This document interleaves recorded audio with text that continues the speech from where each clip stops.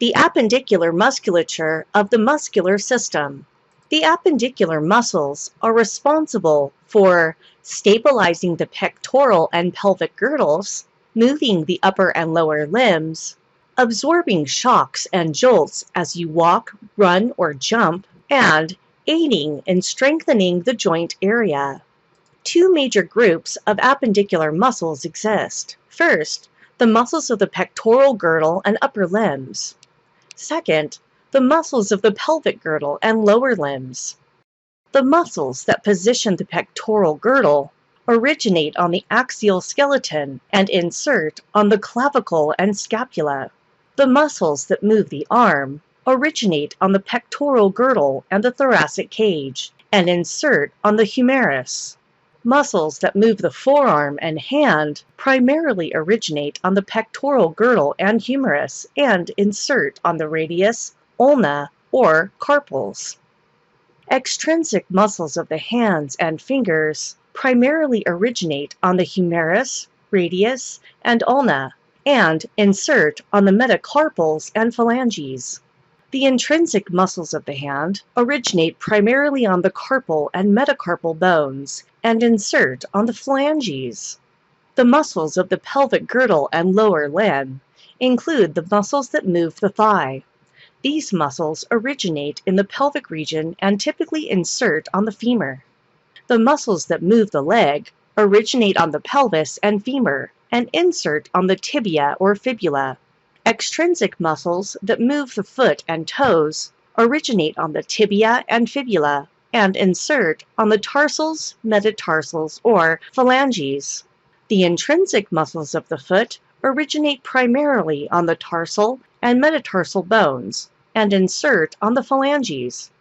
There are a few factors that affect appendicular muscle function. One of these is action lines. For example, the action lines of the shoulder joint dictate the direction of pull, the flexion and extension at the shoulder joint, abduction and adduction at the shoulder joint, and the medial and lateral rotation at the shoulder joint.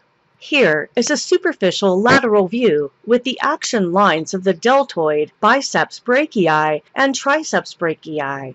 Analyzing how these action lines cross the shoulder helps you determine the actions of these muscles on the humerus. The acromion and clavicle are origination points for the deltoid. The entire deltoid will abduct the shoulder. The clavicular deltoid, which is positioned anteriorly, flexes and medially rotates the shoulder. The scapular deltoid is positioned posteriorly and will extend and laterally rotate the shoulder. The posterior triceps brachii will extend and adduct the arm. The anterior biceps brachii will flex the humerus. Another factor affecting appendicular muscle function is the existence of spurt and shunt muscles. These include the flexors and extensors, the spurt muscles, which are muscles that insert close to the joint, and shunt muscles, which are muscles that insert far away from the joint. The location of a muscle's insertion relative to the joint's axis of movement gives further details about the muscle's function at that joint. The primary action of a muscle that inserts close to the joint is movement of that joint. Such a muscle is termed a spurt muscle. However, a muscle that inserts further away from the point will stabilize that joint in addition to moving the joint. This type of muscle is a synergist and is termed a shunt muscle. The bicep brachii flexes the forearm at the monaxial elbow joint. This is considered a spurt muscle. The Brachioradialis is a muscle located on the forearm. It provides stability and movement and is known as a shunt muscle. The Triceps Brachii is located on the posterior forearm and extends the forearm as well as providing torque. The Triceps Brachii is known as a spurt muscle. The third factor affecting appendicular muscular function is the action lines existing at the hip joint. These actions include flexion and extension, abduction and adduction, medial rotation, and lateral rotation. The hip joint, like the shoulder joint, is a multi-axial synovial joint that flexes, extends, adducts, abducts, medially rotates, and laterally rotates. The movement at the joint depends on the anatomy of the joint and its axes of movement. The gluteal group is superior to the hip joint. This entire group will extend and abduct the hip. The anterior muscles, including the gluteus medius and the gluteus minimus, flex, abduct, and medially rotate the hip.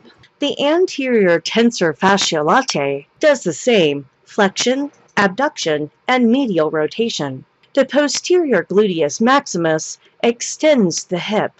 The acetabellum is surrounded anteriorly by the adductor group. The adductor longus and adductor magnus will adduct the hip.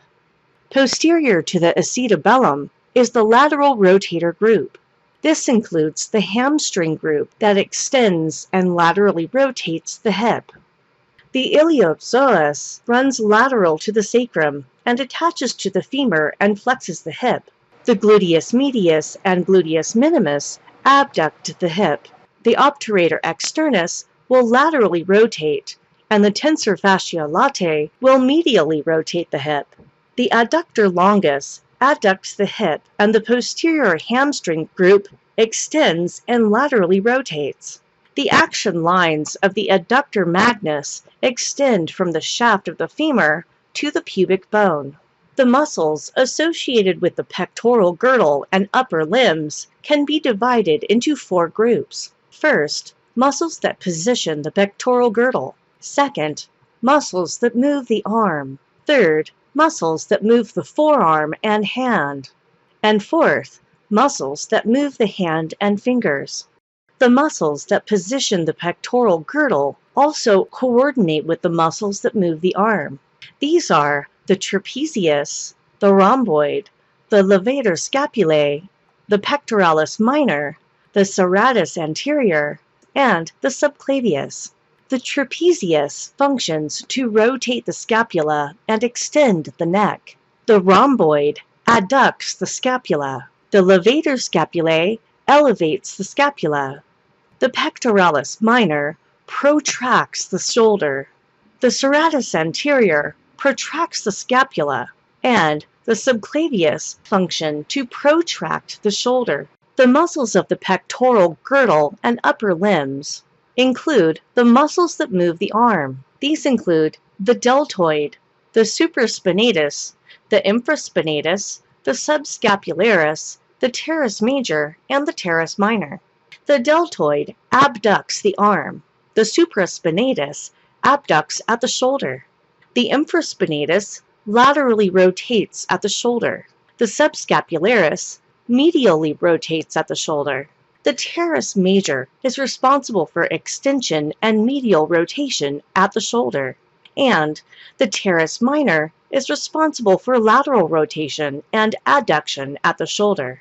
The muscles that move the arm include the coracobrachialis, which performs adduction and flexion at the shoulder, the pectoralis major, which adducts, flexes, and medially rotates the arm, and the latissimus dorsi, which extends, adducts, and medially rotates the shoulder. The rotator cuff muscles include the supraspinatus, infraspinatus, subscapularis, and teres minor. The muscles that move the forearm and hand include the extensor carpi ulnaris, the triceps brachii, the biceps brachii, the brachialis, the brachioradialis, the unconius, the pronator teres, and the supinator. The extensor carpi ulnaris extends and adducts at the wrist. The triceps brachii extends the arm at the elbow. The biceps brachii are in charge of flexion at the elbow and works in part to supinate the forearm. The brachialis and brachioradialis both are responsible for flexion at the elbow. The unconius is responsible for extension at the elbow, whereas the pronator teres pronates the forearm and the supinator supinates the forearm. The muscles that move the forearm and hand include the flexor carpi ulnaris, the flexor carpi radialis, and the palmaris longus. The palmaris longus is responsible for flexion at the wrist. The flexor carpi ulnaris is responsible for flexion and adduction at the wrist, whereas the flexor carpi radialis performs flexion and abduction at the wrist. The muscles that move the forearm and hand include the extensor carpi ulnaris, the extensor carpi radialis, and the pronator quadratus. The extensor carpi ulnaris extends and adducts the wrist. The extensor carpi radialis extends and abducts the wrist. This includes both the extensor carpi radialis longus and the extensor carpi radialis brevis. The pronator quadratus pronates the forearm and hand. The muscles that move the hands and fingers include the extrinsic muscles of the hand.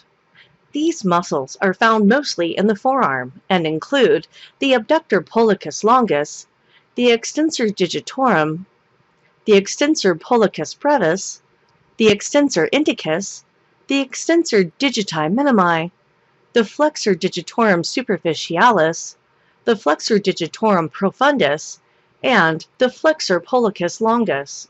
The tendons of these muscles pass through the synovial tendon sheaths, which are located at the area of the wrist.